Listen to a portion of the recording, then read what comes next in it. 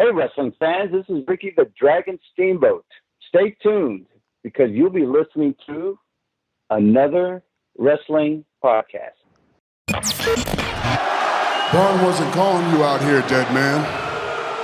He called me. So with all due respect, this is my yard now.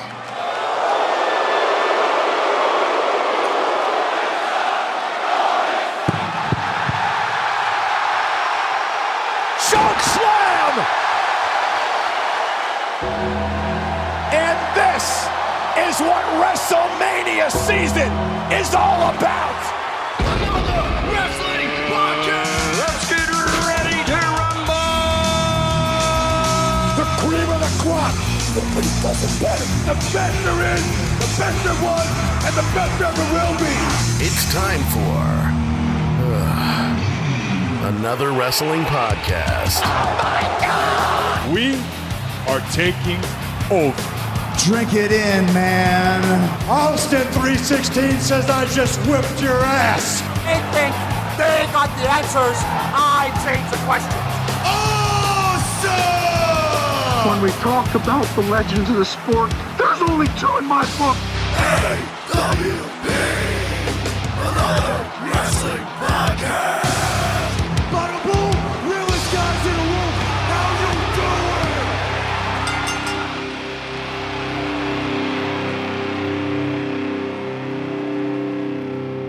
All right. Welcome to the 150th episode of another podcast of wrestling. I am Credo. And I am the Kucha of the Angry. And I am Michael of the Minorities. Yeah. Oh, Together God. we just broke AWP. Welcome to welcome to the Broken Show, guys. Wow, that's it. I think that's gonna be the greatest thing we ever did right there. Yeah, really. But besides that, another great thing that's gonna happen today. Joining us is Ricky the Dragon Steamboat, Hall of Famer, legend. Oh, God. You know, the first pay-per-view I ever ordered, he was actually in the very first match, and I was just in awe of him. It was a triple threat. Listen to this lineup.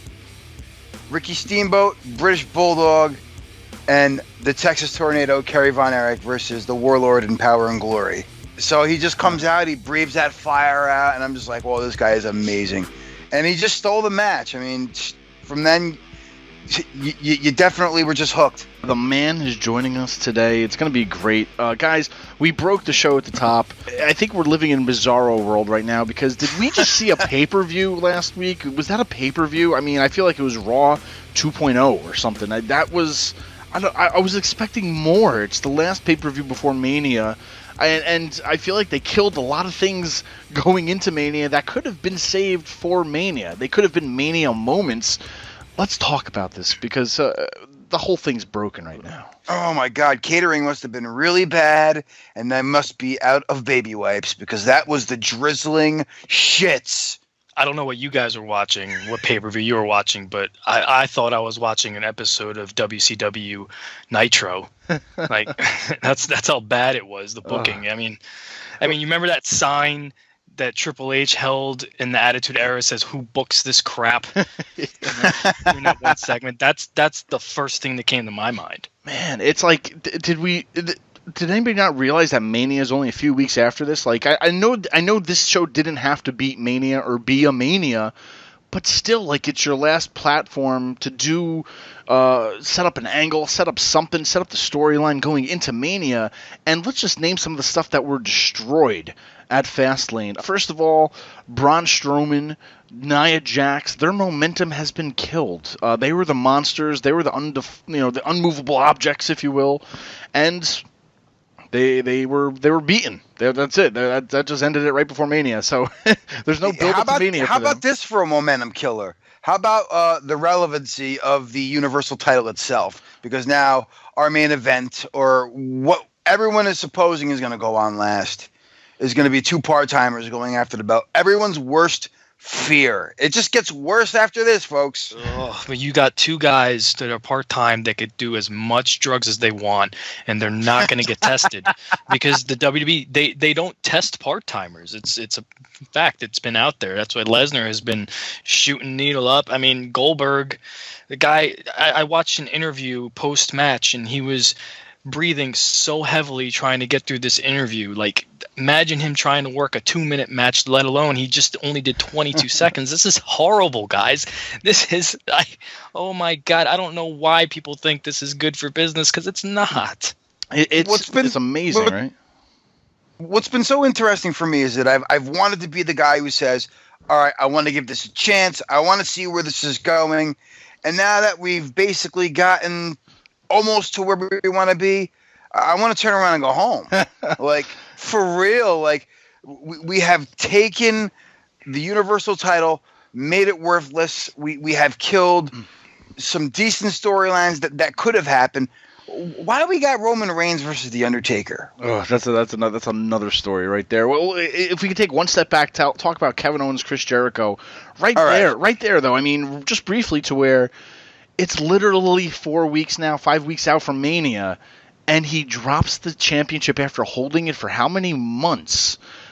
Just for what? Like, what is Mania anymore now? It's just like, I don't get it, because he held it for that long, and you get right next to Mania, and we're going to give it to Goldberg because he signed a contract for 3 matches, and this doesn't make his match better against Brock. I don't care.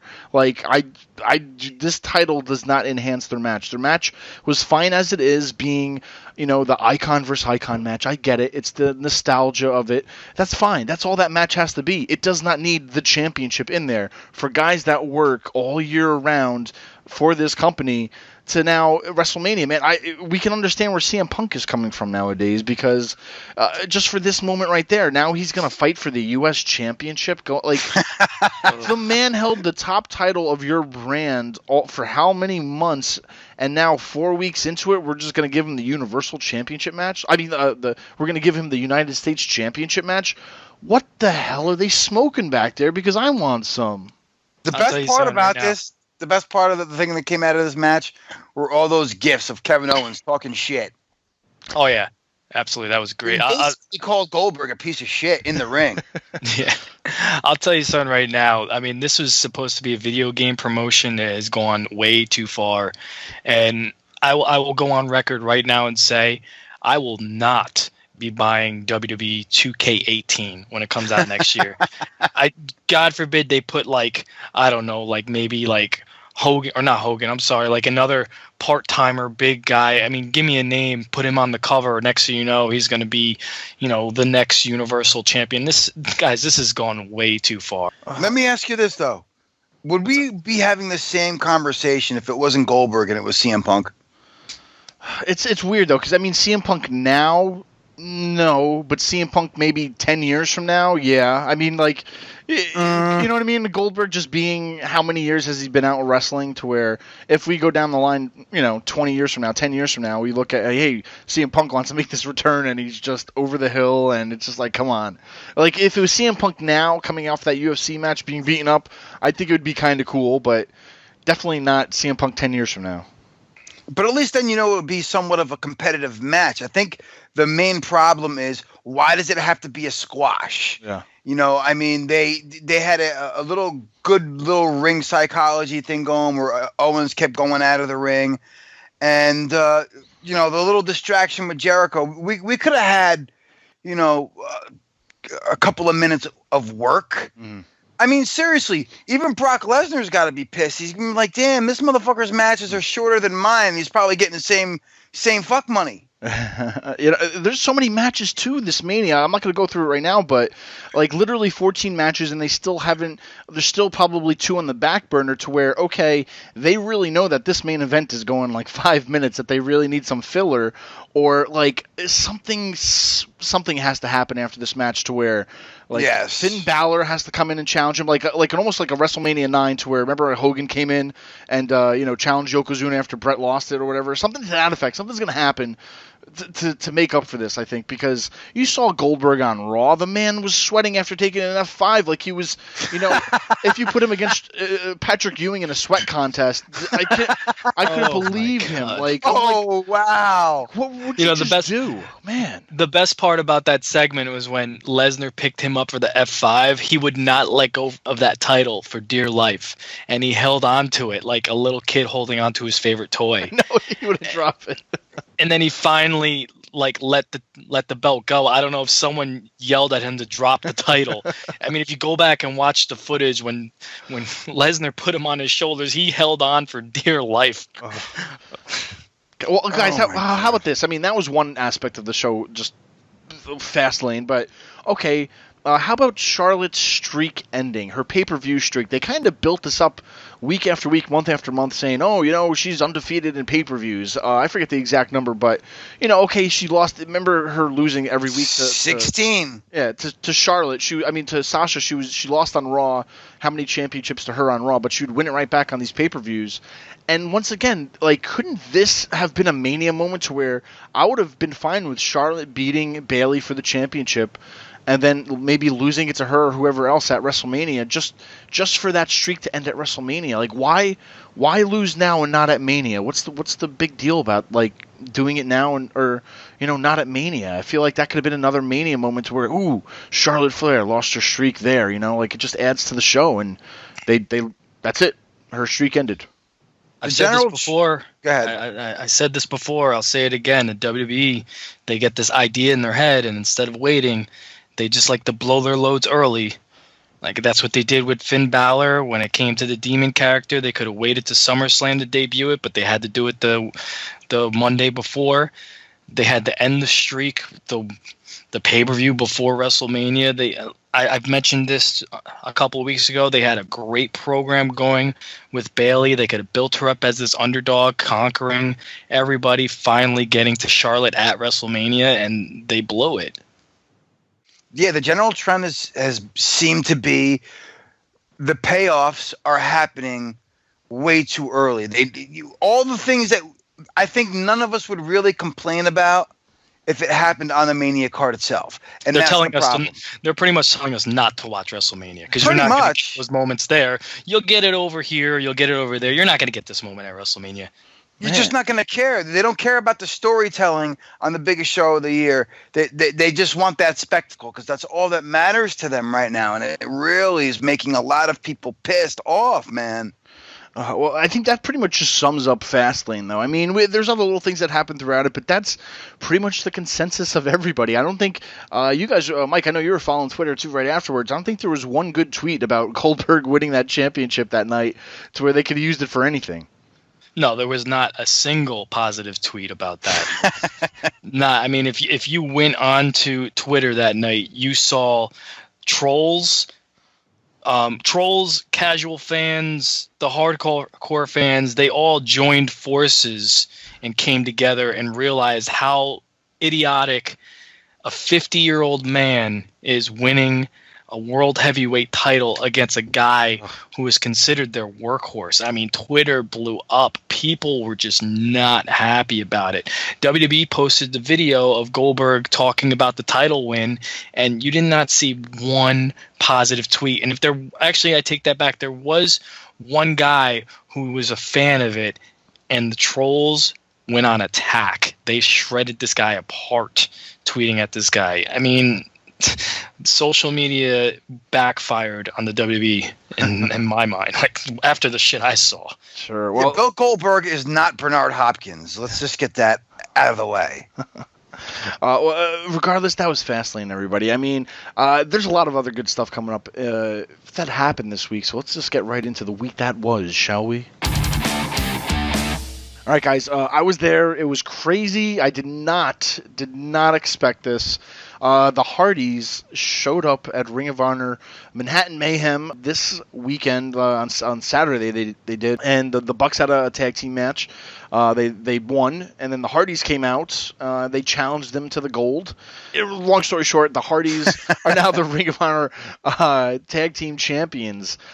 Smart move, good move, bad move. What do you guys think? I mean, the fans were going nuts.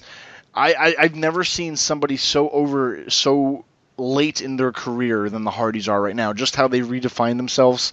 It was amazing. The roof was about to come off over there. If you don't love the Broken Hardys, there's really something wrong with you. The only reason to watch Impact or TNA or whatever that bullshit show is called for the last year has been the Hardys. And they have been so fun. And the TV has been terrible except when they're on. It's actually watchable when Matt Hardy is on with Senior Benjamin and King Maxwell and all this stuff. It's just some of the funniest television, and I enjoy it. And I'm glad that they're going to be somewhere where they can be used properly, and maybe both of them will benefit, Ring of Honor and the Hardys. You bring up the fact about how TNA is unwatchable. I mean, I tried tonight to sit through TNA, and the highlight of the show was watching Matt and Jeff wrestle the credits a kangaroo. when it was over. that too. That was the best part when it was over. But Matt and Jeff wrestling a kangaroo was the highlight of this show. It was Jeremy Borash and the guy that blocked me on Twitter, Josh Matthews. He blocked me too. Don't feel bad. Yeah, he blocked me because he's a sensitive little prick. But that's a different story for another day. And that. This is horrible to listen to him on commentary. So now that the Hardys aren't going to be on TNA television anymore, why do I need to tune in? That was their one little hook, if you will. They actually drew them a lot, some of the best ratings, I think, just for having those broken, those episodes with them and on their little Hardy Ranch, if you will.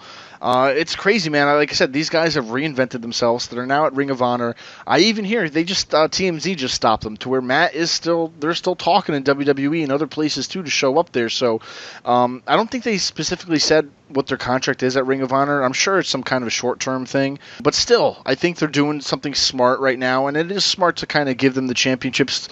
It makes Ring of Honor stand out right now too to maybe any casual fan who watched TNA that didn't really watch Ring of Honor, but now that they know they're there, they'll probably tune into Ring of Honor. So it's a nice little hook, if you will, for fans to watch them. So I feel like never know. It could be Vince saying, "Hey, go over there for a few months, just so people don't think you're going to be back after Mania," or something along those lines. You never know. I mean, it's not unheard of. I mean, you remember CM Punk winning that title when his contract was allegedly over, and he would show up at independent shows with that belt. So hell, why not? I feel like the Hardys probably only signed for a month. They're going to be there for a month. I mean, April 1st, they're facing the Young Bucks again in Orlando. I'm sure that's going to be their final blow-off match with the Young Bucks. Their belts are probably going to go back to the Young Bucks, and then we're going to see the Hardys show up on Raw the night after WrestleMania. I'm calling it right now. I think that's what it is. I mean, it'd be awesome. If that's that would be amazing. We'll just have to wait and see. They've been nothing but great on TNA. I mean, their Expedition of Gold has just been must-see TV. I mean, they're traveling to different promotions, taking their titles. How great would it be if they brought that Expedition of Gold to the WWE and went after whoever the tag champs are? That would be awesome. You got to put them on SmackDown. Forget Raw. Yeah, they need to be on SmackDown because you got to have some type of reunion with the Wyatts, because the Wyatts and the Hardys, they need some kind of help over in the tag team division over there. Do you realize the past 2 weeks of SmackDown have not had a tag match? Wow. Well, I mean, the Wyatts are going to have to wait, though, because unfortunately, as of right now, the Wyatts are no longer a family. Well, whatever. If Ring of Honor is going to bring in the Broken Hardys, Bully Ray, hopefully they bring in some other kind of names. Damn, man, give them a better TV deal. Like, take TNA off. I don't know why they even have some kind of deal with anything. Like, I know Ring of Honor has their somewhat TV deal, but they need like a Spike TV deal like TNA had once. They need a... Don't even say that, man, because I even heard some rumors going around there that I guess Jarrett was in talks with trying to get them back on Spike. Good luck with that, buddy. Yeah, I saw that, and it's a shame because it's like TNA, just let them die and like just don't. I know they're not using TNA anymore, but just okay, you can't just rebrand it as Impact Wrestling. Everybody still knows what it is, and I don't know. It's like the place. So if a food place gets like somebody gets caught with salmonella poisoning, right? Are you going to go to that same restaurant just because they changed their name? Like you figure. they still don't know how to fucking deal with their shit, and why would I go there? So to give you a discount, why not? I'm hungry, motherfucker. But still, I think, man, Ring of Honor definitely needs their turn, if you will, on a good TV contract. So hopefully something happens for them. Hopefully they get more exposure. But moving right along to Talking Smack, there was an exclusive with AJ Styles and a Shane confrontation backstage. Guys, I've been sitting at the edge of my seat, if you will, thinking, okay, it's definitely not going to be Shane. There's going to be something else going to be happening. He's going to say something else. Something else is going to happen. But slowly but surely, it's just building to Shane McMahon, and nobody wants to see it. I'm still holding that hope that Shane's going to be like, well, you know what? You can fight Nakamura or some shit like that. And come on, man. You're fucking taking one of the best wrestlers in the world going today, and you're going to put him against Shane McMahon at the biggest show of the year, your best worker, another guy who's held the championship for, I'm just going to say 6 months, who carried that WWE championship, and then a few weeks before Mania, it goes away, and now he gets stuck with Shane. Like, what did Kevin Owens and AJ Styles do? Did they punch a baby, or what happened that this is happening right now to us? I feel like, once again, we're stuck in Bizarro world, that all this shit is happening. Yeah, this match could definitely top Omega versus Okada, don't you think? Oh, God. Oh, absolutely. I mean, I got to say, on paper, I am not excited about this match between Shane and AJ. I don't want to see this match, and I'm hoping that they pull a rabbit out of the hat, and next thing you know, you got Nakamura backing up Shane. But I gotta say, man, I actually kind of enjoyed this little segment they had backstage. I don't know, there was something about it that I really liked about it. I mean, Shane genuinely looked pissed off. I mean, Road Dogg was pretty funny. Jiminy Christmas! And that, I mean, I don't know who says that, but I mean, that made me laugh. But then Shane, he just genuinely looked pissed off. He was throwing headsets at the monitor. I don't know, something about that I really liked. I'm not saying that's going to make me a fan of the match. That segment by itself isn't going to help Shane and his flurry punches in the ring. Nothing is going to help that man. This match will not be as good as the match he had with Kurt Angle like in 2001. It's just not a match that shouldn't happen. But I do got to say, I did like that segment. All right, let me ask you this, Mike. What's up? Which of these two is worse booking? Shane McMahon versus AJ Styles, or George St. Pierre versus your boy there, the Brit? Well, Michael Bisping isn't my boy. You know, I'm a GSP Bisping guy. I mean, I think the AJ Styles match with Shane McMahon is the worst booking, because at least you can get a good build up with drunk Michael Bisping coming to press conferences. That was hilarious. I mean, he came to the press conference hammered and cursing at GSP, and GSP isn't a trash talker, so he completely destroyed GSP. I thought it was great, but we're going to go back into the world of professional wrestling. Tell me something you don't know. What is it that you know that I don't? A lot of things. We could talk about MMA forever if I really wanted to, but let's stick on the professional wrestling side. But I do agree that is a better booking option than AJ Styles. The reason I bring that up, the reason I bring that up is honestly, I mean, for as bad of a fight that is, in my opinion, because it's a horrible fight. But you know, press conferences like that and the build up to that fight makes it watchable. There's nothing about Shane versus AJ that is going to make me say, all right, this could be okay. Well, maybe Shane can come onto an episode of SmackDown Hammered. Maybe it might make it a little more interesting. It's nuts, guys, because it's like, you know, last year I figured, you know, him jumping off the cage was the last thing he would ever do. You know what I mean? Like, that was his little swan song. Okay, thanks for coming back, Shane. We remember you jumped from high places. Okay, we get it. You lost. The end. Goodbye. He didn't have any other match during the year, had nothing else going on, still hasn't had anything going on, and we're still boiling down to this AJ Shane confrontation, and I'm still like, why? Like, okay, because, I get that AJ got screwed or something out of his WrestleMania match, but still, it does not equal going against Shane at WrestleMania. Like, and I think we said this before, Shane lost last year, AJ lost last year. If we're having this match okay, it's happening, AJ better win, or I'm not going to watch the rest of Mania that night. Whatever match this comes in on at. Could you imagine AJ Styles then losing to Shane McMahon after this build-up? I don't know what I would do. Like, I'd just be so mad of like, what am I seeing? What happened with this? But could you imagine? It seems like the worst scenarios that we could ask for in terms of a WrestleMania card. Lesnar and Goldberg for the title, or hurt Seth Rollins for a shitty payoff versus Triple H. We now got Shane McMahon versus AJ Styles. These are all terrible things. And the worst things that we could think of that could ever happen on the card are now happening. It's I have no idea what else to say about this. To where it's just, I know a lot of people are like, oh, stop complaining. Why would you watch it? I don't care. I'll tell you what. We're complaining because we love pro wrestling. We love what we see, but what they're giving us, it's like, are you even listening to the crowds? Are you even listening what's going on? And, get out of your little script backstage and your little, daytime soap opera writers writing your scripts backstage for you. Just like, it's the easiest thing in the world to do. Just listen to the fans' reaction.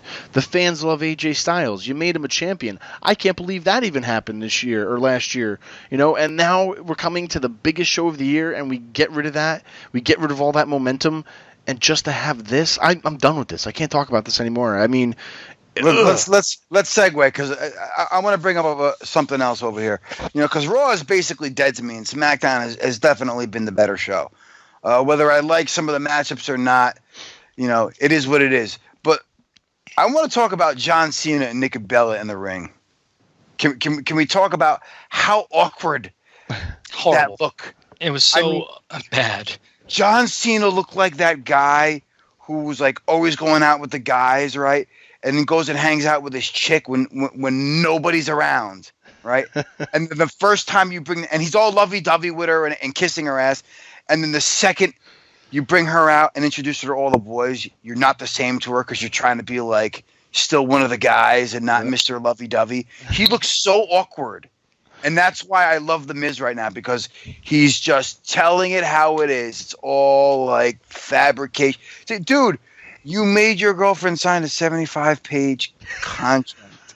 Like, how was anybody else crying when they heard that? I was crying tears of joy.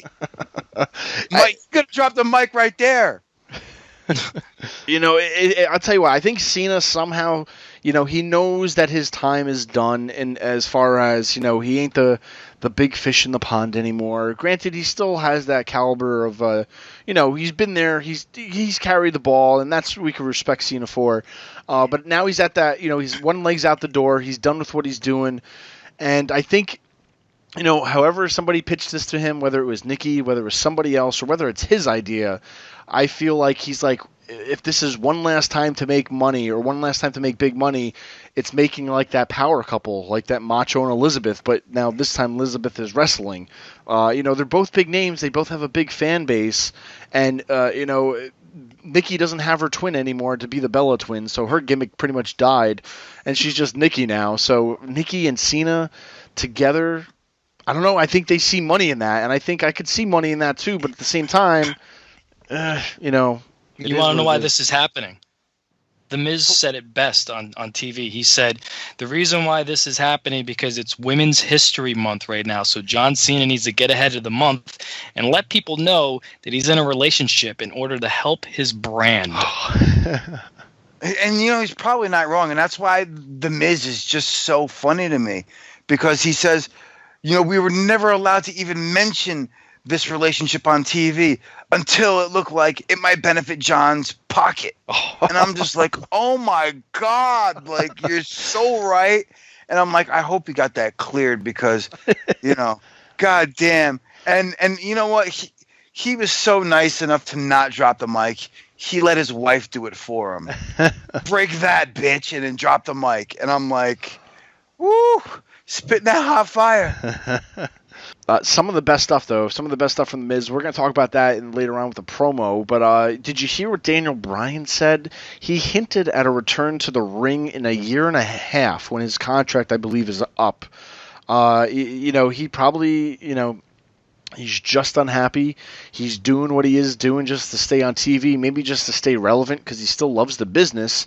But whatever his injury is, I guess it's in his mind, it's not as worse as like, I don't know, Edge's. If you do one more thing, you're going to be paralyzed for the rest of your life.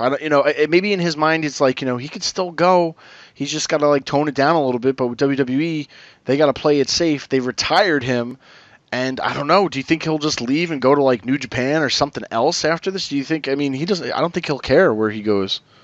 I think he's gonna probably already has gotten a second opinion someplace else where he probably can wrestle again. But the WWE, they just don't want to take that chance of putting him in the ring and something happens again. So they're going to keep him on commentary. They're going to keep him locked in that contract for the next year and a half. He can't do nothing else. So that's probably where he's unhappy, where he's like, yeah, I'm going to wrestle in a year and a half. As soon as my contract is up, I'll go to Ring of Honor. I'll go to New Japan. I'll go wherever they want to book me because I know for a fact that I can wrestle. And they just don't want me to wrestle. They don't want to take a chance on me anymore. So I'm sure that's probably the case. And I tell you, son, right now, if he can wrestle and he got an opinion from a valid doctor who says so, that's the WWE's loss right there. Yeah, for sure. That's a big loss. That would make a season of Total Bellas real interesting, wouldn't it? No, honestly, because if he's not under contract with them anymore, and he says goes to New Japan or goes to Ring of Honor or something, will they even mention him on that show anymore? That's it for this would he show. even be on that Would he even be on it anymore? He'll have You know what I'm saying? Like that. I don't know if that would happen because it might ruin his wife's brand. They'll have a stand-in. They'll have a stand-in. They'll bring in Bill Goldberg. Well, think about it too. Del Rio was on it, and he left WWE, and so I know they film it. It's like 3 months behind, but still, I think it'll make good TV if it gives them ratings. I guess they'll use it, but at the same time, Daniel Bryan always is credited as changing how they look at independent wrestlers in the WWE. I mean, look at Samoa Joe, look at Kevin Owens. You didn't think these guys would even be hired by the WWE, and they have been. The WWE has changed pretty much the landscape of who they get and whatnot for guys like Daniel Bryan, CM Punk, and whatnot. But now if he leaves, does he set a precedent to where, hey, WWE isn't cool anymore. Let's go wrestle for Ring of Honor. Let's go wrestle for New Japan. And now you just have like these guys who just maybe fed up with WWE and then they just want to leave. And now you go take the names that they made in WWE and go somewhere else. And I know you'll probably never crush the machine of WWE, but it could hurt the reputation to where like, hey, I want to go see Daniel Bryan at this match. I don't care about what WWE is doing right now. I don't know. If somebody gets the right guy and puts enough money behind a certain company, it's not impossible. I mean, fucking WCW did it with a bunch of nobodies from the 80s. I mean, and made a whole company. It could be done under the right circumstances because if we get more of this shitty booking and part-timers that really at this point I don't think anybody really gives a fuck about, especially Bill Goldberg. I mean, Brock Lesnar's always going to be intriguing depending on who you put him up against. But, I mean, come on now. These booking decisions got to go. And eventually somebody's going to have to say, all right, enough is enough. Let me try watching something else because I really do love professional wrestling. And then, Mike, maybe you'll get your wish. And maybe people will start going outside of the box and watching other shit. Well, I'll tell you, there's so many amazing indie promotions that are out there right now, from Evolve to PWG to Rev Pro to ICW. I mean, the list can go on. And I mean, a guy like Daniel Bryan, I mean, a promotion like Evolve, let's just say that's an up and coming promotion. They need a face for that promotion. I mean, right now Zack Sabre Jr. is their world champion, but I mean, they could bring in a guy like Daniel Bryan. Cody Rhodes has wrestled there. Same thing with PWG. I mean, every professional wrestler has been a part of well, not every professional wrestler, but every big name superstar right now as like a Kevin Owens or a Sami Zayn or a Neville. They've been a part of the PWG brand. So, I mean, there's a lot of options that he can go to. And then with the fans saying, I'm sick of this product, let me try something else, it's more accessible for fans to check out these promotions, because now you can go to YouTube and Evolve. If you're not familiar with their characters and their talent, they put out these amazing mini documentaries to explain who these characters are and what their purpose is and stuff about the brand. And they had this one amazing documentary of Zack Sabre Jr., his road to the title. It was absolutely great. And they make it even easier for people to watch the product, because now you could pay a certain amount. They have Flow Sports, where you can subscribe to Flow Slam, which is their professional wrestling channel, and it's only, I think, $14.99. And you can watch Evolve, you can watch PWG Live, you can watch ICW. So the WWE has to start really putting a lot of thought into how they book their products, because, yeah, they're the big dog right now, but eventually the fans are really going to start catching on, and they're going to get sick and tired of it, and they're like, hey, why are we watching this stuff when we can watch more compelling stories over here? It's not the big production that we're used to, but it's better in-ring performances, better booking. I mean, sometimes I really, and I'm kind of segueing away from the Daniel Bryan topic, but the WWE, they really got to start thinking before they act, because, I mean, sometime down the road, I mean, they're not going to be able to have you in the palm of their hands anymore. That almost circles right back to James Ellsworth, because this whole E in the WWE, the entertainment factor, is ruining them sometimes. Because, I mean, as a wrestling fan, I want to see a good match. I want to see a lot of intensity. I don't give a shit about a fucking chinless little turtle on TV because you dragged him off the indies and he had a squash match with Braun Strowman. Like, that's not why I'm here. I don't want to see this. Like, it was good when he got squashed, and that was that, and they should have let it sit. Let it be. But, it's like, okay, you bring him in just to humiliate him on commentary and whatnot all the time, week in and week out. It's like, I'm done with it. I don't want to see James Ellsworth on my TV. I want to see good matches. I want to see fucking Finn Balor on Raw. I want to see somebody step up, Samoa Joe. Good matches. We had Samoa Joe versus Cesaro on Raw the other week, and, like, come on, like, that's what we got to get back into. Like, dump these stupid storylines and get back into being that top brand for professional wrestling. Yes, we get it. You have to entertain the folks and throw some peanuts at them every once in a while, but still. You're supposed to penis at him. Peanuts. Oh, peanuts. Oh, I'm sorry. Wrong podcast. Sometimes watching W booking lately, I feel like I'm getting a penis or two thrown at me. See, it all comes full circle. But speaking of that, Finn Balor, that's another one. We just mentioned there's almost 14 matches booked for WrestleMania. Granted, who knows what's going to be on the pre-show and all that other whatnot. But still, we're just like, 4 weeks now? 5 weeks? No Finn Balor on Raw. He's going to be wrestling this weekend at a few house shows in New York City, in White Plains. But still, will he be at Mania? Will they bring him in next week? Are they saving him for the night after Raw? I mean, do they? I think right now Mania needs a Finn Balor entrance at Mania and not a surprise return on Raw. Do you feel the same way? I feel like Mania needs Balor more than Balor needs Mania. I feel like. What? If I'm Balor, I don't want to be on that fucking card. That's all I'm going to say. Like, yeah, I'll wait till the next night to come back because I don't want to be associated with that bullshit card. Get the fuck out of here. If I'm Balor, my price tag goes up if I have to be on that card. Plain and simple. I mean, they need Balor on that card. I mean, they have to get something logical for him. It would be a very bad decision if they don't have Balor. However, I know they want that dramatic, big thing to happen the night before Raw. They can use him the night before Raw. I am not for that. I would rather see him in a match where we're ready to see this entrance. I mean, even what you said, Credo, maybe you don't even promote Balor, and all of a sudden he shows up at the end of the Goldberg-Lesnar match. He comes out and he invokes his rematch clause, and he takes the belt that night. That would be a WrestleMania moment. That would turn the card around completely. It'd make me forget about that whole match we just saw. Exactly. Like the 2-minute barn burner that we're going to watch. Our world title match is going to be 2 minutes long, and then you get Balor coming out, which his entrance is going to be longer than the actual match, and I'm okay with that. I really am.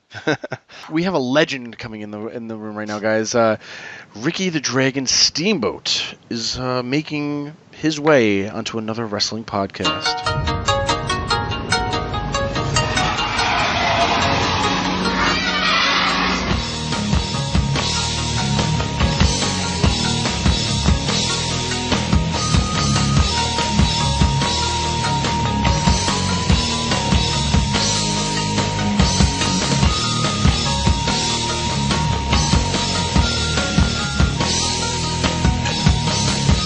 Joining us today is a WWE Hall of Famer. Really, no introduction needed. Ladies and gentlemen, Ricky the Dragon Steamboat is joining us live tonight. Ricky, thank you so much for joining us. How's it going?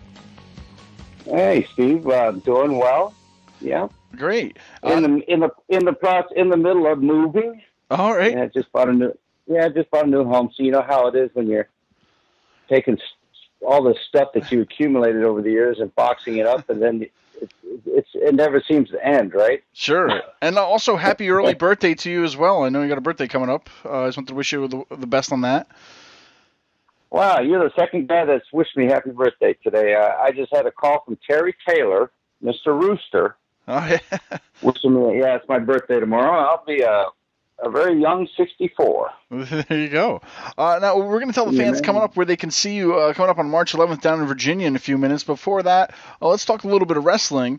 You once said Andre and Hulk may have sold the show, but Steamboat and Savage stole it. Talking about your match at WrestleMania III.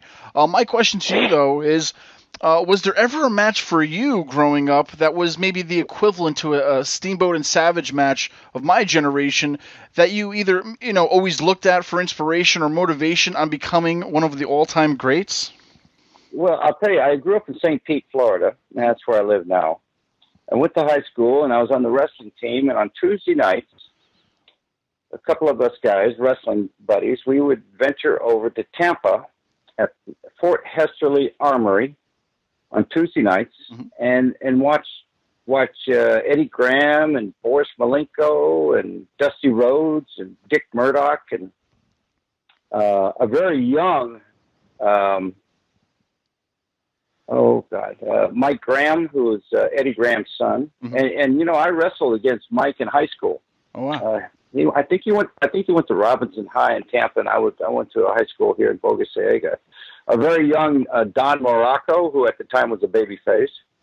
I'm going back to the late 60s, early 70s, when on Tuesday night we used to just pile into a car to go over there just to razz those guys. And not knowing at that time, really, that I was going to be a professional wrestler, but I thoroughly enjoyed it. And I watched on Saturday mornings Gordon Soley with Florida Championship Wrestling. So, looking back on hindsight, never knew that it might have been written in the stars for me. But I really thoroughly enjoy watching those guys work. I'll tell you this was my opinion of professional wrestling back then. And all of us too on the wrestling team. We would all say that, the early matches were, they were set up, and the finishes were talked about, and then after the intermission, the main events, we knew that the main events were straight up and up because of the kicks and the punches and everything was so real. The blood, especially when I was watching Eddie Graham and Boris Malenko having these Russian chain matches and having this chain kicked around their fists and pounding each other and and bleeding all over the mat. And we would look at each other and say something like, you know how many blood capsules they'd have to have to warrant that much blood all over his head and his chest and his belly, and it's not stopping, right? Yeah.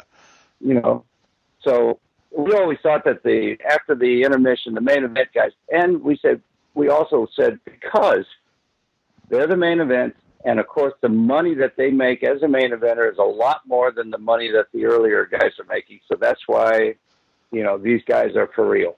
Sure. Now, I want to say, too, skipping ahead, your match at WrestleMania 3, as big as it became, people sometimes forget that it was in front of 93,000 fans. When you got out there that night, what did it feel like to perform in front of so many people? Because it's just a sea of people, pretty much. Well, I've been asked that question a lot, and every time it brings me back. When I came out of the curtain, if you remember, they wrote us down on these carts. Oh yeah, yep. With, it was me and George the Animal. God bless him. He just passed away not too long ago, and I was overwhelmed for a moment there. I said, "Holy my God! Look at the size of this!" And then I caught myself and almost went into a tunnel vision and just sort of focused on the ring, Sure. Just focused on the ring because it was that overwhelming to me to be on that grand of a stage. And also, and you said it correctly. I give credit where credit is due because, Hogan and Andre was the two big headliners for that night. And Randy and I, we had our 2 cents worth in drawing and selling tickets. They did the angle with him coming off the top rope with the announcer's bell on my throat, and then we went through a series of me trying to get my voice back. And the big question was, is the Dragon going to be able to wrestle again? And what made that even so interesting to the wrestling fans is that we were able to do that for several weeks. Unlike, and it's one of the things that the business has changed. It seems like, we have a pay-per-view every 3 to 4 weeks. So, when you have a pay-per-view and the guy's headlining, that match is over, and the next they move on to a new partner or a new angle. But ours, like the rope thing, coming off the top rope was like in December, and here it is. What was March 28th or something like that. God, it's 3 months later, and we're able to, add to it each week about is the Dragon going to be able to make a comeback? Which, they don't have that luxury today like the way we used to. We had it back then. Sure. Now with that crowd too. I mean, you said you had that tunnel vision to the ring, but is there a kind of pressure maybe put on you? Because I mean, that's not an everyday kind of a thing. Where you wrestle in front of 93,000 people. Just the crowd size. Is an extra kind of pressure to perform well, or do you just kind of block it out as best as you can and do what you know how to do, and just get in there and wrestle? Well, to be honest with you, it was I was totally stressed out, and then it multiplied when it popped through the curtain. Started the ride down. And then I got into tunnel vision. I think that was a way for the Dragon to escape. Sure. And then everything else just took over automatically about focusing on the match. The match had so many different angles and ups and downs, and we wanted to make it a championship match, even though that Hogan's and Andre's was the world championship, and we wanted to make ours a championship match also. That's why we had all those false finishes. I mean, the match went less than 17 minutes. I think the total segment with the ride down and the ride back might have been a little bit over 20 minutes total, but a match that went less than 17 minutes, we had 21 false finishes. Wow. And, back at that time, a match would have about 6 or 7, maybe, 8, false finishes, covers where a babyface covers a heel and the heel covers the babyface, but we wanted to make it special. We wanted to make it a championship match, and to make it a championship match, all those false finishes. I'm trying to beat him for the championship, and Savage is trying to hang on to it. Sure. Mm-hmm. And that was a story that we told, and wrestlers tell, afterward, they're the ones that told us, God, you guys just changed how to make a match. And I said, what are you talking about? I said, man, all those false finishes, you took the crowd on such a ride up and down. It was tit for tat and back and forth, and then I find out later on, so many years later, here we're coming up WrestleMania and then getting ready to celebrate 30 years since WrestleMania III. Wow! And everywhere I go, and I'm going somewhere almost every weekend, an appearance or representing the WWE, speaking for the company, and it never fails that they're always bringing up, talking about that one night. Definitely, it's definitely going to live forever, if you will. Now, you left the WWE, you came back as the Dragon, breathing fire occasionally. Now, I just learned about this story today, which I think the fans would find amusing. But could you let them know about the time they sent you to get fire breathing lessons and the incident that followed with your teacher? Oh yeah, well, the company went to Barnum and Bailey, and from what I understand, their fire breather guy didn't want to teach me or let out the secrets of really how to do it. So they found one of those little parking lot circuses that you see in Florida. Yep. I was living in the Carolinas. They flew me down and knocked on this little trailer. And this very light-skinned, red-headed guy, his name was Brian LaPalme, answered. And he was so excited about showing me how to breathe fire. And he was a wrestling fan, and he was honored and all that. And so the big top, the big tent, was not finished yet. And he says, he was so excited, he says, I want to show you, let me show you. So he says, I use kerosene. And kerosene lights up with all these different colors. People use, grain alcohol or moonshine or whatever, But that comes out like a white flame. He says kerosene comes out in reds and blues and yellows. So anyway, he takes a big gulp out of a cup. He's got a mouthful. Just let me back up. He says, now, whenever you do it outside, hold your torch and always watch which way the flames are going on your torch. Obviously, you want the flames to be going away from you. That means the wind is coming from your back, so that when you blow into the torch, the ball of fire is going to go away. And I said, okay.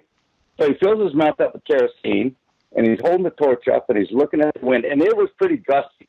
It was pretty gusty that day. And just as he puts the torch down to his mouth and blows, the wind shifts, and he blows out this mouthful of kerosene, and of course the wind blows the kerosene all over his face. Now I'm watching this professional who told me he's been doing it for 10 years, running around the parking lot with his face on fire. Oh my God. And he said, no. And he's patting his face. And the office sent a guy down with me just to oversee everything. And I looked at him and I said, you call Vince up and tell him that we are watching a 10-year veteran run around the parking lot with his face on fire. And that this dragon is not going to be doing this. And he's the one, Brian LaPalme, he goes, no, everything's cool. Come on. So we started off with little shot glasses. Yeah. Just a little burst. And finally, the tent got put up, and we were able to go inside, more of a controlled environment. And it was showing me. And we ended the day, came back the next morning, knocked on his little trailer, and he shows up. He opens the door up, and he's got all these water blister bubbles all over his face. And I mean, I scared the heck. I said, "Oh my God!" And he was, "Oh no! I just wanted to keep him to show you. It's just as a little joke thing, And he took him and he started popping him on his face. And then we went into the big top, and I worked my way up to where I could do a mouthful of kerosene. Yeah. Well, I mean, that was just a great story. I mean, your first day to learn from a guy, and that's what happens. So.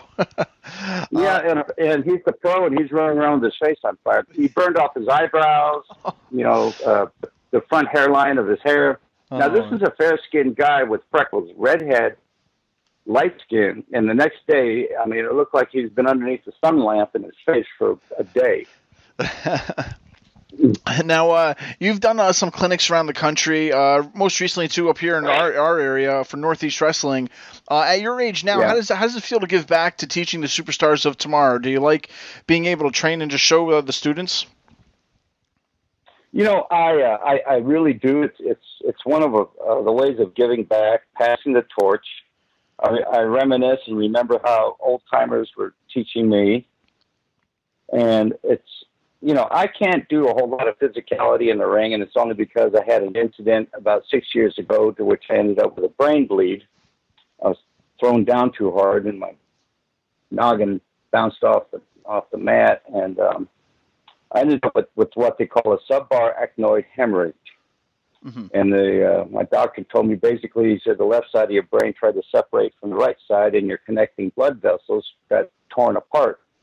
So your bleed, unlike other aneurysms, which are usually on the surface, if you hit your head on the windshield or get hit in the noggin with a pipe or something, it's usually on the surface, and they'll drill a little hole in your skull to relieve the blood and relieve the pressure. He said the problem that I have is mine's down inside my brain, down in the brain. He says there's no way of getting to it, and drilling a hole is not going to relieve any blood. It's got to stop on its own.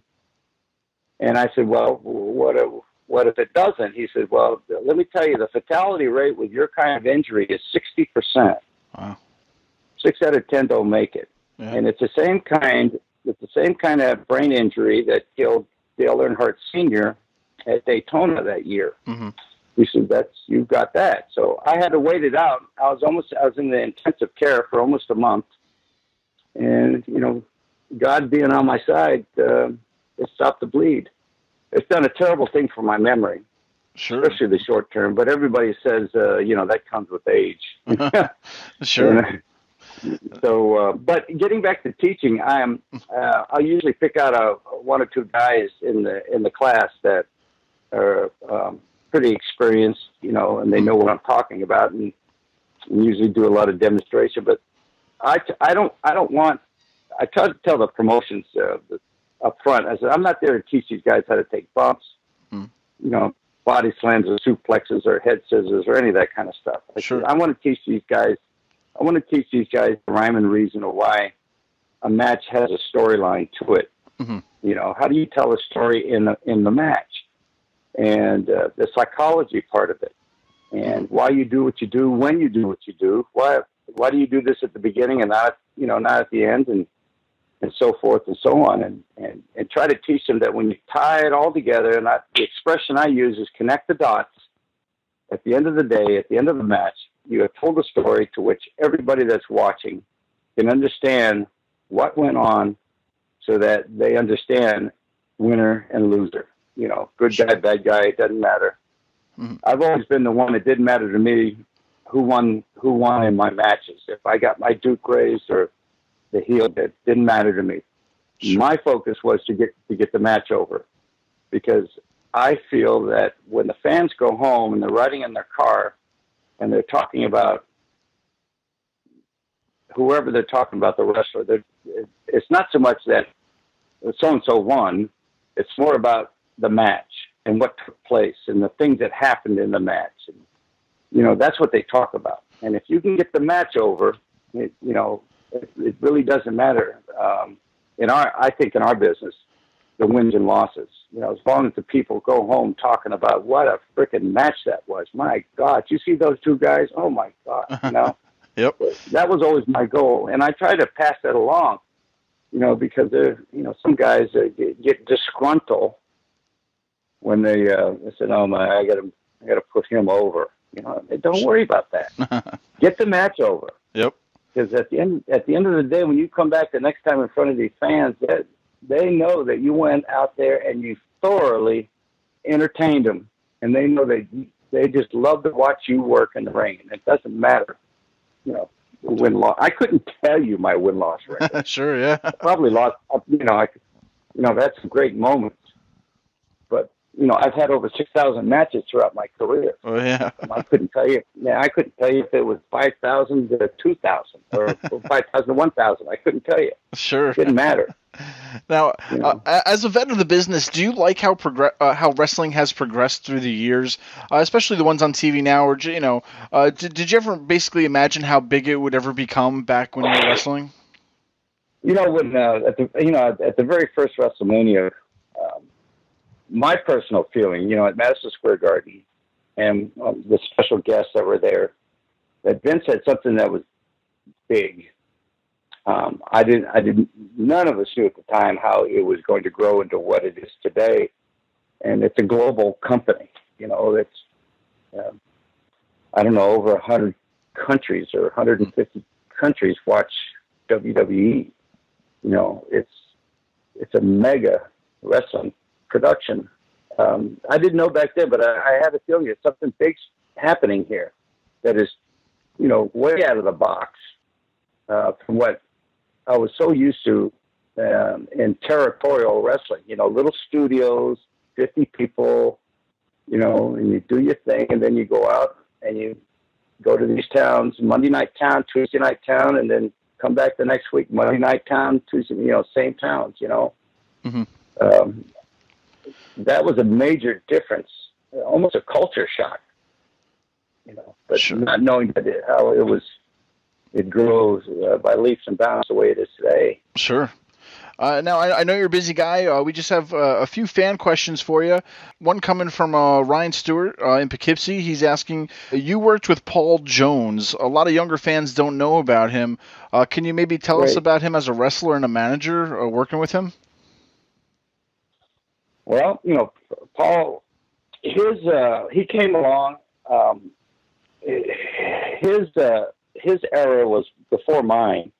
And I'm going to say probably the last 5 years of his career, or 8 years of his career, was the last part. So he was brought up old school. He was very good in telling a story. He was very good on being a salesman out there. Most of the time that when I knew him, he was a babyface, and we were actually tag team partners at one time. And he turned heel against me, and which really got over. Making him a heel.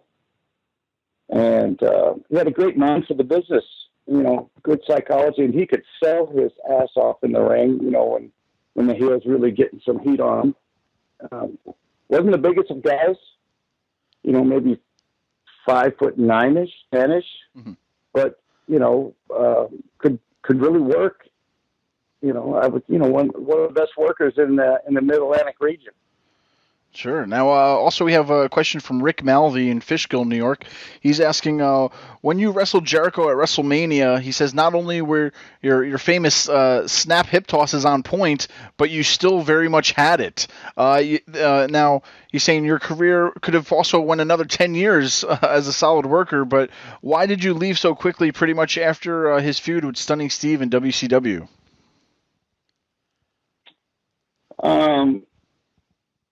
That was back in the early 90s, 94-ish, with WCW. I herniated a disc in my back between the L4 and L5. And I'd put in 20 years, and and to be truthful to everybody out there listening, when you're an athlete, one of the first things that slow down and don't recover like maybe other parts of your body does is your legs. And I started to feel that, as I was getting into my 40s. And then when I herniated a disc in my back, and I went through 3 months of rehab in a swimming pool, I felt, what I wanted to avoid was a rupture.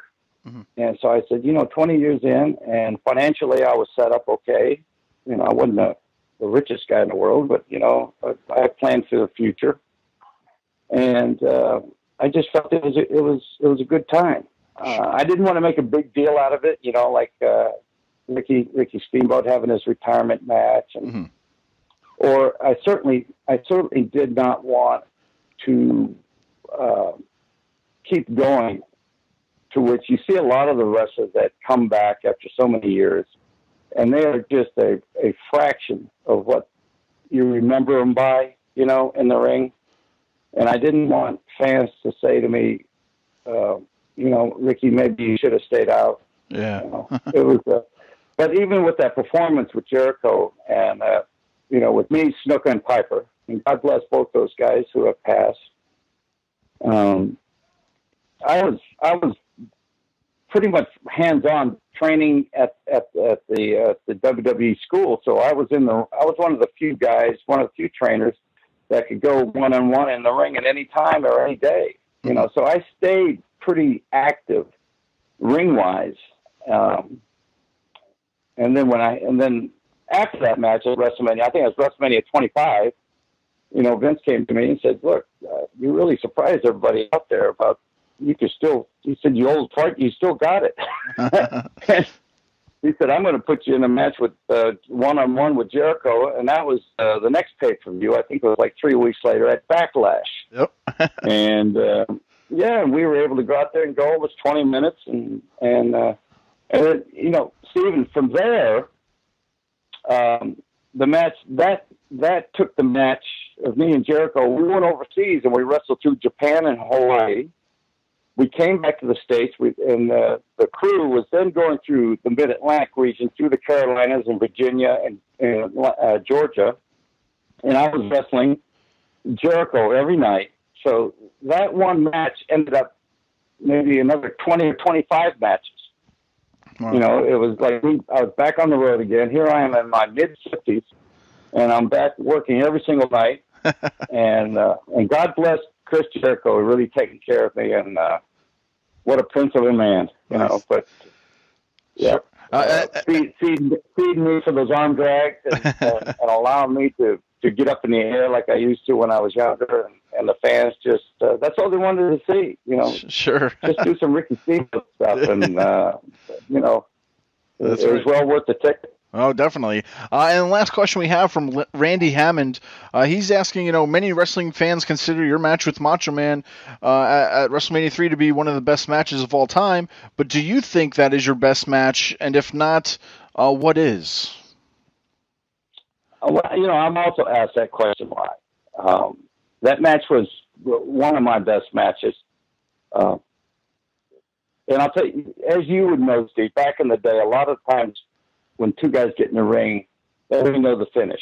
Yep. And the rest of the matches, you feel it and you call it, right? Mm-hmm. On the fly for the moment. But Randy, we knew the scope of this was going to be big because we kept hearing numbers coming in, like 50,000 tickets sold at the Silverdome, 75,000 tickets, 80,000, 90,000, just, oh my God. And then the buy rate, the people, buying in for, the pay-per-view.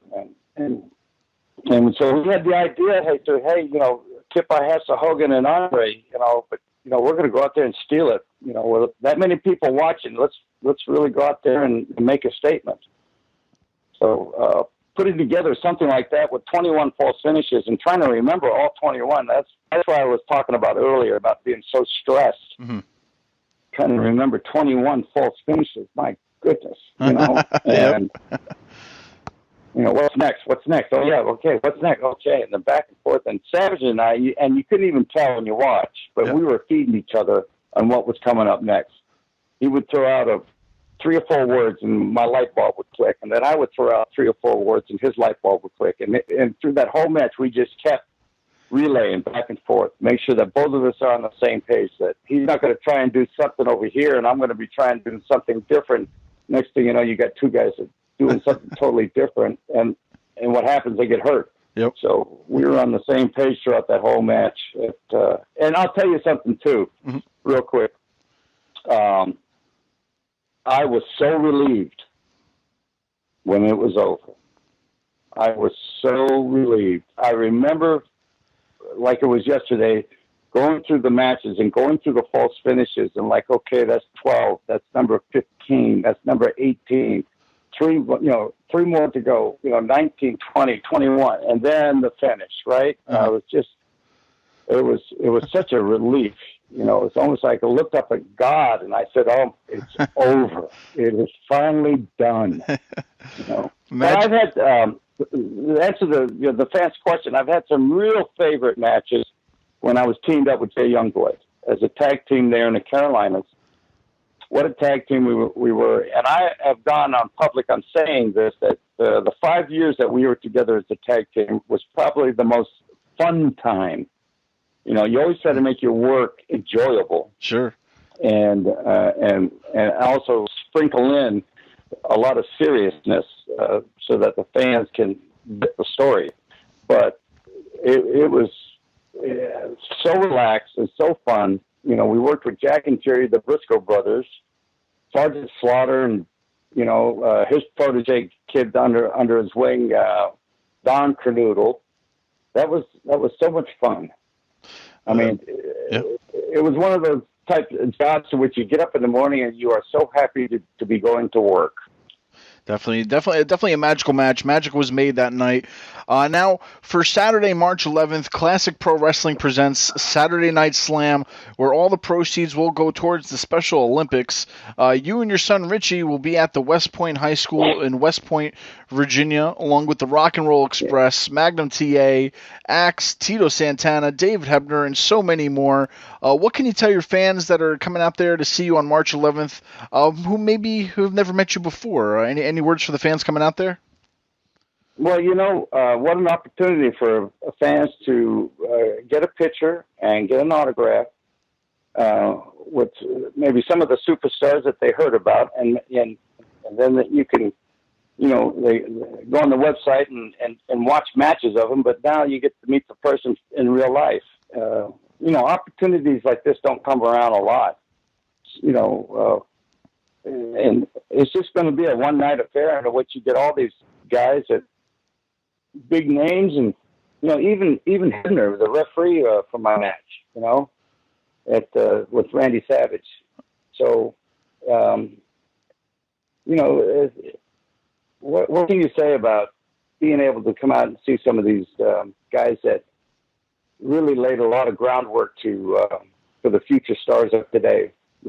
I've gone on record on saying that during that time in the 80s and 90s, that was sort of a golden era of our sport. A lot of big names came out of that, in which we laid a lot of groundwork, a lot of blood, sweat, and tears for these guys today. Definitely. And, this is a great opportunity for these fans to come out and shake hands and talk and get a picture with somebody that you thought was, that you might have just watched on YouTube, a match 20 years ago, and then you actually get to meet the guy. That's right. Ricky the Dragon Steamboat, it's been an honor. Thank you so much for joining us. I know the fans can't wait to meet you on March 11th. Thank you so much, and we wish you nothing but the best. Let me say real quick. We campaigned in that. I understand that West Point, Virginia, is not too far from Richmond. Mm-hmm. And I remember going to Richmond, Virginia, at the Coliseum there on Friday night, and wrestling there in front of those Virginia fans, and Richmond and Norfolk and Hampton. That part of the country. Those fans are really always very good to us, and I will venture to say that I will have some fans that back in the day remember watching me live, and now they come back and see me again. Well, definitely going to be a night nobody should miss, and especially with all the proceeds going towards the Special Olympics, you can't beat out on this night. So, Ricky, the Dragon Steamboat, thank you so much once again. We really appreciate it. All right, Steve. Thanks for having me on. Yeah, it's been fun. Today's show is brought to you by... This is your Olympic hero, Kurt Angle, and you're listening to another wrestling podcast in association with Celeb VM. Order a personal video message from me and many other wrestlers and celebrities now. Oh, it's true. It's damn true. Get a personal video message for yourself or as a gift for someone else. For personal connections, shoutouts, birthdays, proposals, weddings, and much more. Enter your details about yourself so the celebrity can record a personal video message especially for you, including details such as your name, age, birthday, hobbies, or whatever else you include. As soon as the video has been recorded, you'll get an email with your link so you can share it on social media or download and keep it. Celebrities record videos as and when they can, usually within 2 weeks. But if you want a video for a specific date and it does not look like it will arrive in time, you can cancel it and get an instant refund at the click of a button. There are hundreds of celebrities to choose from and many more joining every day. Search by category or genre. Buy a gift voucher, get updates and offers, and encourage your favorite celebrities to join so they can connect with fans in a fun and unique way. Raise money for their charities and much more. So order your video now for yourself or for someone else. Celebrity video messages and another wrestling podcast team up. Be sure to head on over to celebvm.com/AWP. Promo of the week. Let's talk about last week on SmackDown Live. He claimed that I steal my personality from people. I steal moves. I steal this. I steal that. I don't know who I am. But you can make that claim about anybody. Any superstar. I can do it about John Cena right now. You know, when John Cena first came to WWE, he stole his personality from every white kid with a identity crisis in the 90s. He was a cross between Marky Mark and Vanilla Ice. But wait, there's more. The Attitude Adjustment used to be called the Death Valley Driver, but John Cena stole it from Tommy Dreamer. John Cena would steal a move from someone? But wait, there's more. He stole his girlfriend from Dolph Ziggler. What? No, not our hero, John Cena. He wouldn't do that. But wait, there's more. He stole his last t-shirt design from a beer company. But you know what? We applaud Cena. We love Cena because John Cena is that good old guy. But the fact is, he takes shots at me. That match that he created with that mixed tag match, he did it because of me. You know it, and I know it. He is jealous of my relationship. He is jealous of all the talent that I possess. And you look at me, and I know what you're thinking. Oh, come on, Miz. It's John Cena. But that's the problem. Everyone just looks at John Cena in the backstage and in the audience and just go, it's John Cena. He can do what he wants. Like during the draft. I mean, John Cena probably called you up and said, listen, Daniel Bryan, I'm probably not going to be around for 6 months, but listen, I want you to draft me to SmackDown Live, and I don't want to be number 1. Make me like around number 3, because number 1, I'd have to be there every day, but I'm not going to be there because I'm going to be the part-timer that I am. So don't worry about me, because I'm sick of it. I am so sick of it, Daniel, and you know it. You know. Wait, what do I know? Because I know for sure he did not tell me to draft him at number 5. Oh, he didn't? No, he didn't. Oh, okay. He probably just told you, right? No. He probably said, listen, this is what's going to happen. This is what's going to happen now. Do you know what I know? Because John Cena wants this, and John Cena gets what he wants because I'm controlling egomaniac, and that's what I do. Okay, I have a question. Wait, just a second. Do you know what I know? When we put John Cena's name on a headline, more people come to the show. When I put Miz... Because everyone believes in his crap. It's all crap. What John Cena says is crap. It's easy to sit there and say, never give up when when you first come to WWE and the Undertaker shakes your hand and you got Kurt Angle going up against him saying, this kid's a good hand, this kid's going to be pretty good, he's going to be pretty solid. But imagine coming to WWE and everyone telling you that you're no good, that in 3 months you're going to be gone. Once again, it seems to be a running, tradition right now for Talking Smack, a Miz pipe bomb promo, if you will. It's nice that they're letting him do this on Talking Smack. It's a shame they won't let him be nearly this vile on regular SmackDown. But guys, I mean, obviously they don't hate him for this. Obviously, he's not getting fired for it. It's not that big of a deal, but it is a big of a deal in the ears of fans like us because we kind of know what's happening backstage than the casual fan. So what he's saying is like you're saying, spitting that fire. We know, it's like, oh, that's pretty crazy that they're letting him say this kind of stuff. So. All in all, I mean, it's a running trend right now with The Miz on Talking Smack. I mean, always dropping bombs with Daniel Bryan and whatnot. But, I mean, what is it? What's the payoff for this? I mean, okay, he goes against Mania, goes against Cena, and if they win, what happens after that? Like, what is there a payoff to all this talking smack, if you will? I love it. I think every time The Miz is on Talking Smack, or every time The Miz has a microphone in his hands, I'm fully engaged and paying attention because that guy is brilliant. He's speaking right now for everybody that's been frustrated with John Cena, whether it's the guys in the back, whether it's the fans, whether it's JTG, whether it's Alex Riley, two guys that Cena allegedly got fired.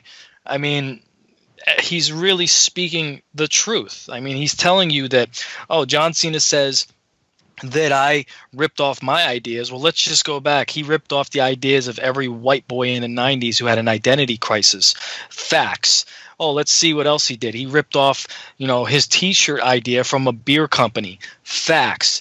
Like, I mean, The Miz is just brilliant. Like, he's taking this match that I had zero interest in when I first heard about it, and he's making me interested in this match. Like, granted, we spoke earlier about how the chemistry in ring with John Cena and Nikki Bella isn't good, but I'm still interested in this match simply because of The Miz. He's just brilliant what he's saying. The thing that interests me about this match more than anything right now is what kind of in-ring shape is Maurice? Has she been working? I mean, this could really be a stinker because, I mean, there has to be a point where Nikki and Maurice get in the ring if this is going to be some type of mixed tag match.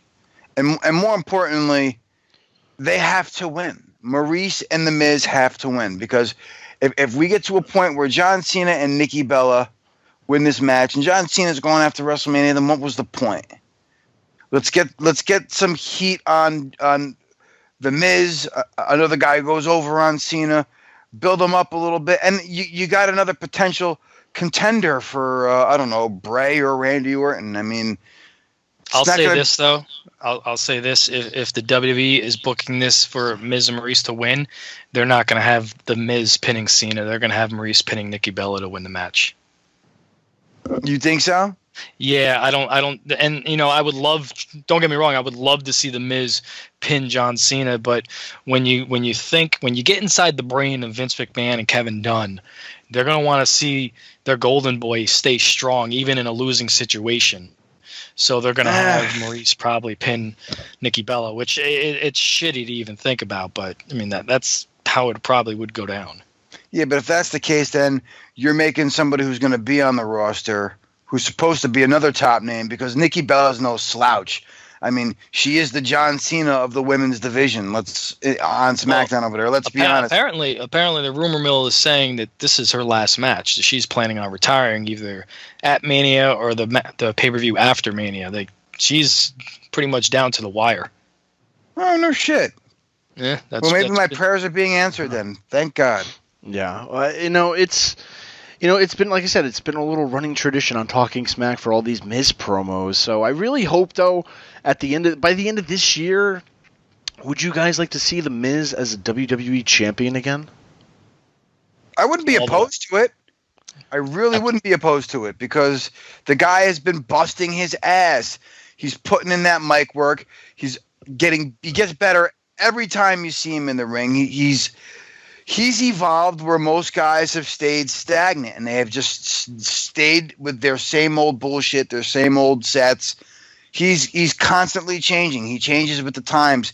It's funny. You compared him to Chris Jericho last week, or John Cena did rather.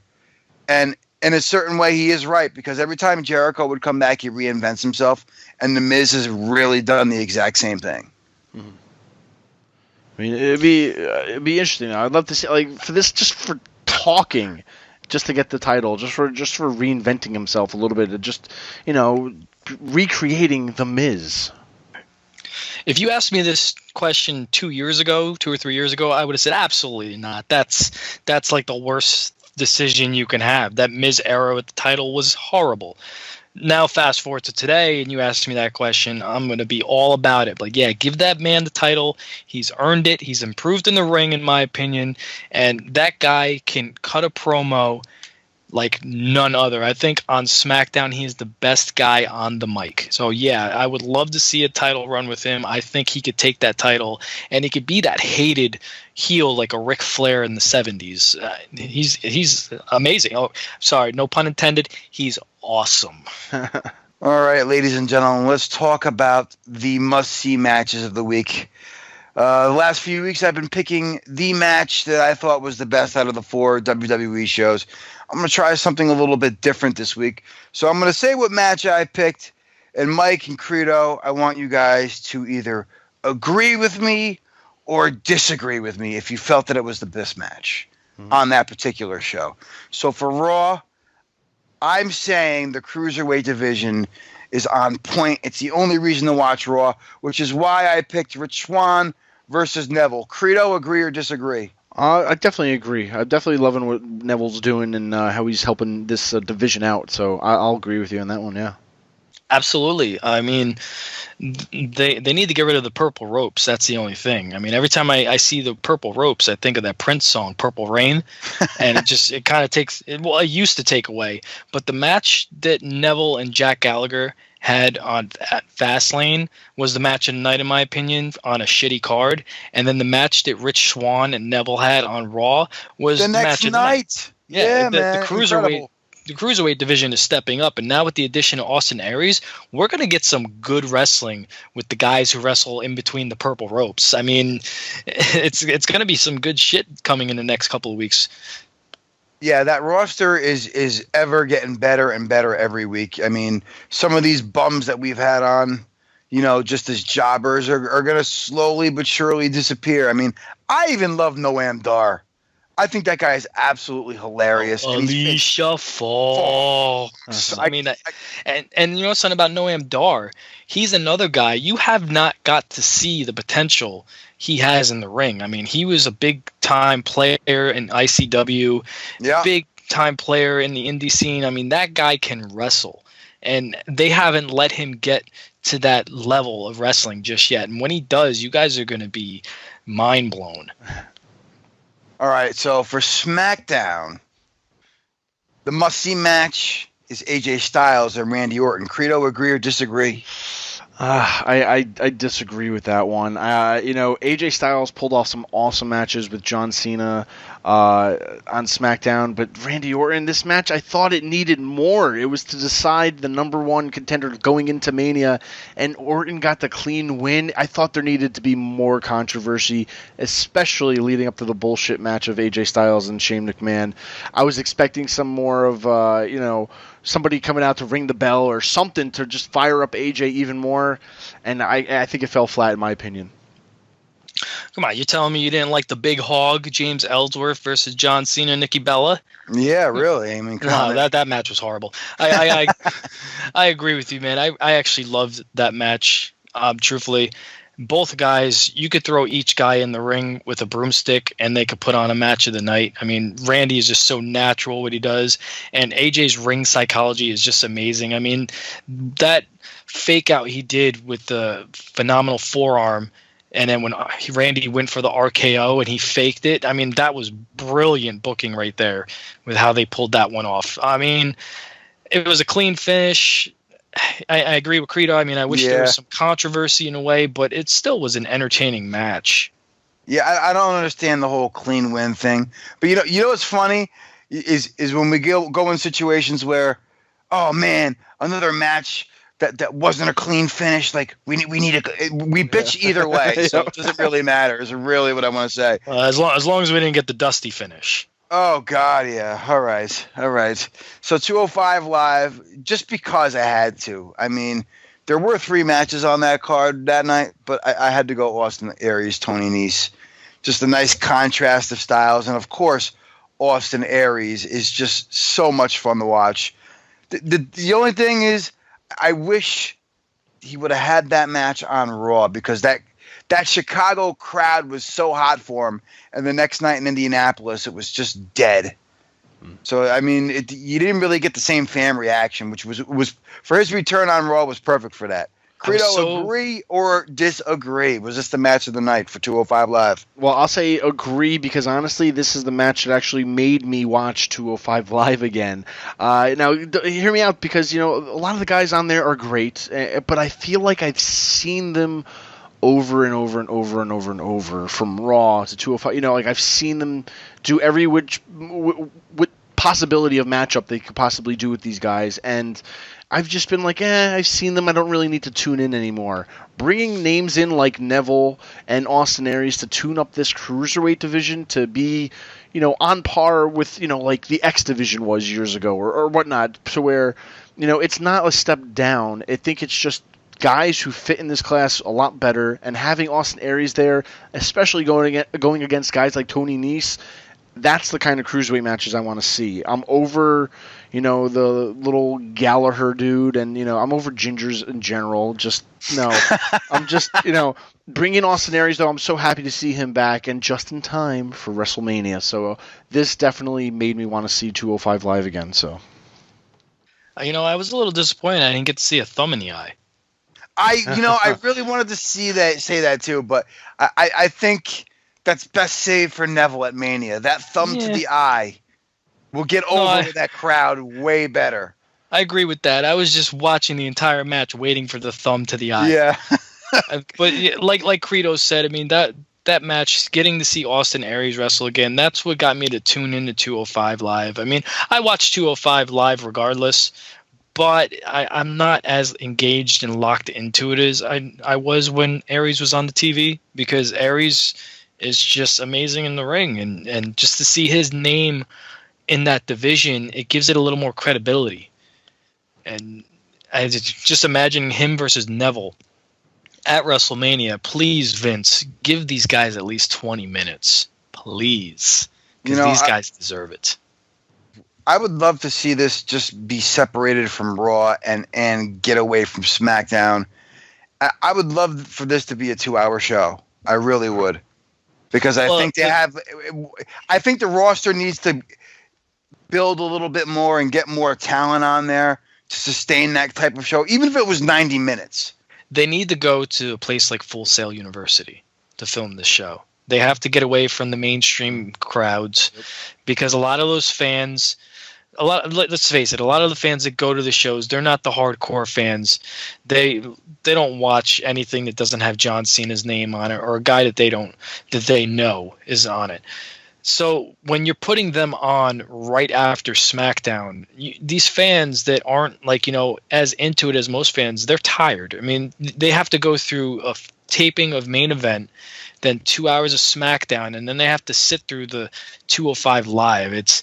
You're not going to get the same reaction from that crowd that you would a Full Sail University crowd. I mean, I've been to Full Sail Live. I got to experience that. That crowd needs 205 Live. I agree with you on that one, definitely, for sure. Definitely needs to escape that last minute of, that last hour of SmackDown or whatever, just because, the crowd's dead, you're going to put them on last. Everybody wants to go home, and, it needs that close crowd, like Full Sail down there. So I think that would be a lifesaver for them for that one. And I think I got to say this, at least the crowds are starting to stay. Because I remember that first couple of weeks, after SmackDown, those crowds would clear out. Now they're starting to stick around a little bit more, so that's always a good thing. All right, last but not least, NXT. Of course. How could we not pick the main event? TJ Perkins and Shinsuke Nakamura. I didn't even know that this was advertised, and when I tuned in and saw this at the top of the show, I went, holy shit. Because as much as I make fun of TJ Perkins for his inability to talk on a microphone, his in-ring style is amazing. And him versus Nakamura, they did a little bit of that mixed martial arts work, Mike. I mean, they tried to make it look a little different. I liked it. I mean, Nakamura has a background in MMA. He's fought before. So him going in there and throwing some leg kicks like that and doing all that, I actually enjoyed this match. I really did. And TJ was actually very good in the match as well. Credo, you had to have told me this was your pick. No, this is, I'm going to have to say it, not just to get on the train, but, I'm glad to see Nakamura back, but I'm kind of disappointed to see him back in NXT. I really want to see him move up ASAP just to save WrestleMania, but that's another story. Having these two go at it, I think was perfect for a return match for him. And down in NXT, I mean, I loved it. I come to the conclusion that when people say moving up, like with everything going on in the main roster right now, moving up is like, in our terms, is just staying at NXT. Remember that episode, or not that episode? Remember the Billy Madison when the kid was like, "I can't wait to go to first grade." Like, don't you ever leave. Stay here forever. Exactly. Like, that's exactly how I feel about the NXT talent right now. Just stay. There's no rush. You don't have to go. Just stay here and just have fun. That's why Ty Dillinger stayed after the Royal Rumble. He's like, you know what? Maybe not so much. I know that would be the only time that I'm going to get a pop in a WWE crowd is at the Rumble. So, yeah. Since you bring up Ty Dillinger, I do have to say that I think it'd be the worst decision to move Ty Dillinger up anytime soon, because right now, besides Nakamura, Ty Dillinger is the biggest draw on that NXT roster right now. I mean, that show up in Albany, that's all the people wanted to see. I'll say this right now, Ty Dillinger had a bigger pop in Albany than Sensei Nakamura did. That's how into this guy the fans are. They have to build up an epic story to put the title on him, to have him hold down that brand while guys like Nakamura get moved up. And you're going to have other guys that are going to be moved up too. They really need Ty Dillinger down there. He does not need to go up to the main roster anytime soon. I mean, he deserves it, don't get me wrong, but I think you could do big things if you keep Ty Dillinger on the NXT brand right now. And then Credo gets his wish, because he's always been complaining. No. Honestly. He's always been complaining that a homemade WWE guy that has not held that NXT title for quite some time. So that would be really cool to see. Somebody who trained in the Performance Center, was born in a Performance Center. That would be fantastic. Exactly. I think that's what they need. I know I like the little tease at the Rumble, but still, he definitely should at least stay down there for another year, just to at least get the championship. At least there's no rush for him, because, like I said, you already have the talent pool full. You don't need Ty Dillinger doesn't really fit into anything going on right now, and it's too crowded. Stay down in NXT. You'll be moving up. Just hang around for a little bit. Who will survive?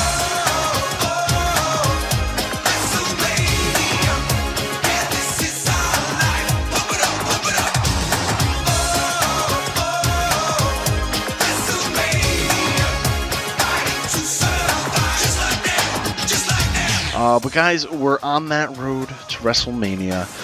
We've been talking about some of the main matchups that are happening, and now that this is kind of more official now than ever, might as well talk about The Undertaker versus Roman Reigns. Oh boy. So we had the fallout, at Fastlane. He killed Braun Strowman's Thunder. Braun Strowman came out on Raw. Undertaker came out. Braun Strowman, backed up, got out of the way, and out came Roman Reigns. Now that justifies a match with Undertaker, since they both looked at the sign. And here we are.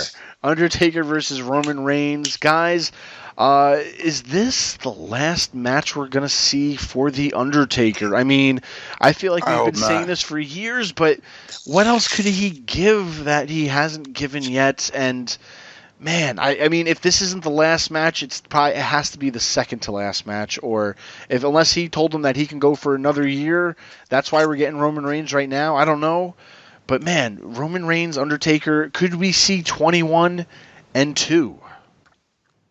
I think the best thing to do, and a lot of people are probably going to give me heat for this, I think the best booking option is for Roman to go over. Now, hear me out on this. The reason why is because you've built Roman up to be like this unstoppable force, like the Super Cena character. And then you got The Undertaker, who just had a hip surgery, hip replacement, whatever old people get. And then Was he 54 years old right now? Or 54, 53? It might be a little younger than that, but he's past his prime. If you had Roman versus Taker from the Attitude Era, then it's going to be Taker all the way. But I just won't. I can't believe that a guy like Taker right now is going to beat your Superman of the WWE. It's just booking is just retarded. Do I want to see Roman in this match? No, I don't. But if you're going to put Roman in this match, you need to make Roman turn. He needs to be a heel. He's got to get over on Taker. And then the next night on Raw, he's got to talk about how he's no longer, or he is the new dog in the yard right now. He put the other dog to sleep. Yes. And that would have the fans going nuts. I mean, and we talk about Braun Strowman. I mean, that was a match last year when they hinted at that, Strowman versus Taker. Everybody went nuts, and now all of a sudden everybody wants the match this year. I mean, I personally don't think that Roman beating Strowman killed Strowman's momentum. I think it kind of put a little damper on it, but Strowman coming out on Raw and then running away from Taker is what, for me, killed Strowman's momentum, because you call this guy the man amongst men, and he's walking away from a 54-year-old man. Like, come on now. Like, let's be real here. But, I mean, to go back to Taker and Roman, like, I'm okay with this match because it keeps Roman out of the title picture for now. I mean, I hope Taker gets speared so hard that his other hip pops off. I don't know, man. Taker and this whole mystique of Taker, it just doesn't do anything for me anymore. I agree with you 50%, Mike. Okay. And Credo's going to want to punch a baby when I say this, but it's okay. All right. Yes, Roman needs to be heel, and I think he needs to lose, because by Roman beating The Undertaker means nothing anymore. You said it yourself. The story is a 54-year-old man beating that top dog. That he's the old lion. Last year on the Pride, still trying to get some of that lioness pussy. You know what I'm saying? Like, if Roman beats Undertaker, what does it mean? It doesn't mean anything, because the streak is gone. Brock got the best of that. So I think the Undertaker has to beat him, and it has to stay away. I mean, let Roman stay a heel. Let him piss and moan that he lost to Undertaker, so on and so forth. There's better booking options if the Undertaker wins. That's just my opinion, because I get that. In terms of character development for Roman. But can I say this, and I'm going to steal words from you? Who's going to be there the next night on Raw? That's what I'm saying. But, I mean, a loss to Taker, I mean, it doesn't do anything to the heel Roman. Like, I don't believe this badass Superman. That next night, him cutting a heel-ass promo about how he can't believe he lost to a 50-some-odd-year-old man, and he would get so much heat, but he would get heat the right way. Yeah, but I honestly think that's where I got to disagree. I think he would get more heat if he beat Taker, because you got these hardcore fans that they're still in love with this Undertaker character, and they would go nuts if Roman won. No, I agree with that, to where, like we were saying before, let's let it play out. Let's see what happens. We let a lot of things play out, and they haven't really unfolded the way we want them to happen. But if you're having this match, Roman versus Taker, this is where you turn Roman heel. You have to do it. You put Roman over Taker, and then he has to come out cocky, and then the fans are going to boom the night after Mania. The biggest crowd of marks in the world is right after Mania, at Mania, and then the Raw after Mania. The fans are going to boo him, win, lose, or draw. Have him win, but you have to turn Roman heel. Please, for the love of fucking God, turn him heel already. You're going to make money off him regardless, but it's like, do something right with this booking. And we get you're not going to turn Cena heel. Please, turn Roman heel.